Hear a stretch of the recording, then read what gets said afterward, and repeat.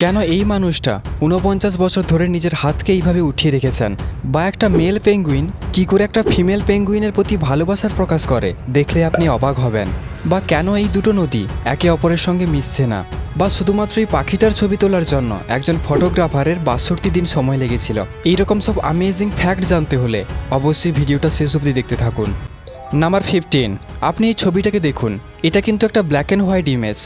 আপনি হয়তো বিশ্বাস করলেন না, ভালো করে দেখুন। এই ছবিটাতে এখানে কিছু কালারফুল লাইন টানা রয়েছে। এই লাইনগুলোর জন্যই আপনার চোখ ছবিটাকে কালারফুল করে দিয়েছে। নাম্বার 14, আমরা রাতের আকাশে চাঁদকে এইভাবে দেখি। যদি এই চাঁদের জায়গায় আমরা আকাশে মার্স বা মঙ্গল গ্রহকে দেখি তবে এইরকম দেখাবে, একটু বড়। যদি ইউরেনাসকে রাখা হয় তবে এইরকম লাগবে। যদি শনি গ্রহকে রাখা হয় তবে এইভাবে। আর যদি জুপিটারকে রাখা হয় তবে এত বড় দেখাবে। একটা ভিন্ন লেভেলের এক্সপিরিয়েন্স। আপনার কোনটা ভালো লাগলো অবশ্যই কমেন্টে জানাবেন। নাম্বার 13, যখন একটা মেল পেঙ্গুইনের সঙ্গে একটা ফিমেল পেঙ্গুইনের লাভ হয়ে যায় তখন মেল পেঙ্গুইন পুরো সমুদ্র সৈকত ধরে একটা জিনিস খুঁজতে থাকে। যেমন আমাদের মানুষের ক্ষেত্রে আমরা গোলাপ দিয়ে থাকি, সেই রকম মেল পেঙ্গুইন ফিমেল পেঙ্গুইনকে একটা ছোট্ট পেবল বা নুড়ি পাথর দিয়ে থাকে। মেল পেঙ্গুইন সারা সমুদ্র সৈকত খুঁজে সবচেয়ে গোল নুড়ি পাথরটাকে নিয়ে আসে। অ্যামেজিং। নাম্বার 12, ব্রায়ান বার্গ নামে এই ডিজাইনার 2,18,000-এরও বেশি প্লেন কার্ড বা তাস দিয়ে এই ঘরটা তৈরি করেছে। একটা পারফেক্ট ঘর। এটা তৈরি করতে পুরো 44 দিন সময় লেগেছে।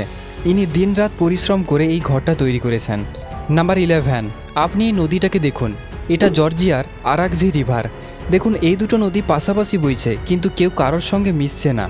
একটা হলো ব্ল্যাক আরাকভি আর একটা হলো হোয়াইট আরাকভি রিভার। আপনি বলবেন কিন্তু কেন? কারণ এই দুটো নদীর মধ্যে গভীরতা, তাপমাত্রা এবং স্পিড বা গতিবেগের ভিন্নতা রয়েছে। তাই দুটো নদীর মধ্যে একটা সরু বর্ডার তৈরি হয়ে রয়েছে। নাম্বার 10, এমন অনেক জায়গা আছে যেখানে লবণ বা নুন জমা হয়ে যায়, যেখান থেকে নুন তৈরি করা হয়। একে সল্ট ফ্ল্যাট বলা হয়।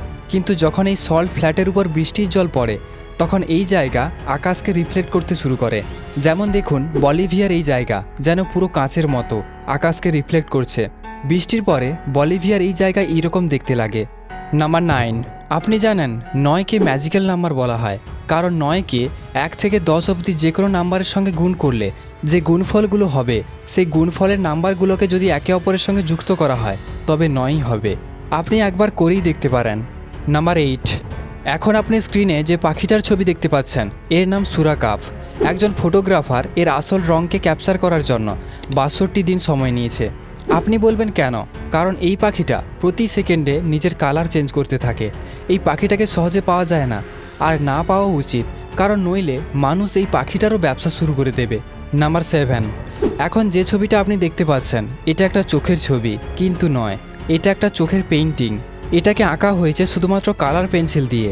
জোস নামে একটা 19 বছরের ছেলে এই পেইন্টিংটা করেছে। যদি আপনাকে কালার পেন্সিল দেওয়া হয় তবে আপনি কি এই ছবিটা আঁকতে পারবেন? আমি তো এর থেকে বেশি কিছু আঁকতে পারবো না। আপনি এই আর্টিকেলটাও দেখতে পারেন। নাম্বার 6, আপনি তো জানেন এয়ারলাইন কোম্পানিগুলো এরোপ্লেনকে যতটা পারেন হালকা রাখার চেষ্টা করেন যাতে প্লেনের ফুয়েল কম খরচ হয়। এর কারণে তারা প্লেনের গায়ে হোয়াইট পেইন্ট করায় এবং প্লেনের মধ্যে মহিলা স্টাফ রাখেন, যেহেতু মহিলাদের ওজন কম হয়। কিন্তু আপনি কি জানেন শুধুমাত্র এই মহিলাদের রাখার জন্য এয়ারলাইন কোম্পানিগুলো প্রতি বছর প্রায় $5 লক্ষ বা 3 কোটি টাকার মতো প্রফিট করে শুধুমাত্র এই ওয়েট ম্যানেজমেন্ট করে। নাম্বার 5, এখন আপনি স্ক্রিনে যে ছবিটাকে দেখতে পাচ্ছেন এটা আপনার খুবই একটা কাজের ছবি। আমাদের জীবনে বিভিন্ন রকম ইমোশনের সময় আমাদের শরীরে যদি থার্মাল স্ক্যান করা হয় তবে এইরকম একটা ইমেজ আসে। এখানে হলুদ কালার পজিটিভ এনার্জিকে নির্দেশ করে। এখানে দেখুন যখন আমাদের মধ্যে হ্যাপিনেস আসে তখন আমাদের পুরো শরীর প্রায় পজিটিভ এনার্জিতে ভরে যায়। আবার আমরা যখন ডিপ্রেশনে চলে যাই তখন আমাদের প্রায় পুরো শরীর নেগেটিভ এনার্জিতে ভরে যায়। আপনি ভিডিওটাকে পজ করে সমস্ত ইমোশনগুলোকে দেখতে পারেন। নাম্বার 4, সাল 1970 একজন মানুষ যে একটা সাধারণ জীবন কাটাচ্ছিলেন। তিনি একটা ব্যাংকে কাজ করতেন, সঙ্গে তার স্ত্রী এবং 3টে বাচ্চাও ছিল।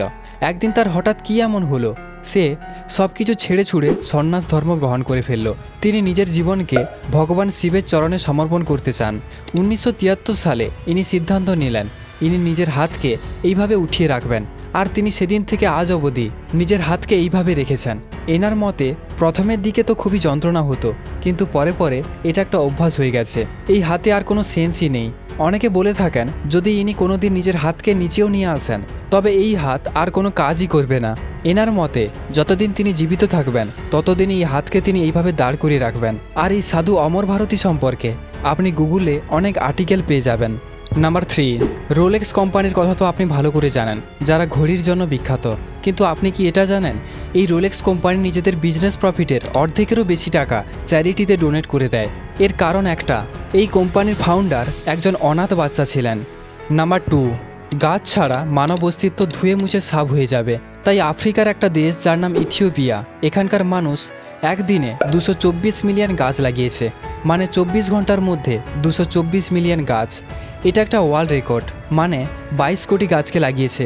তাহলে ভাবুন, যদি সারা পৃথিবীর মানুষ একদিন এরকম করে তবে আমাদের পৃথিবীতে গাছের সংখ্যা কত বাড়বে। তবু আমরা এটা একদিনের জন্য হলেও করি না। তাই অবশ্যই গাছ লাগান।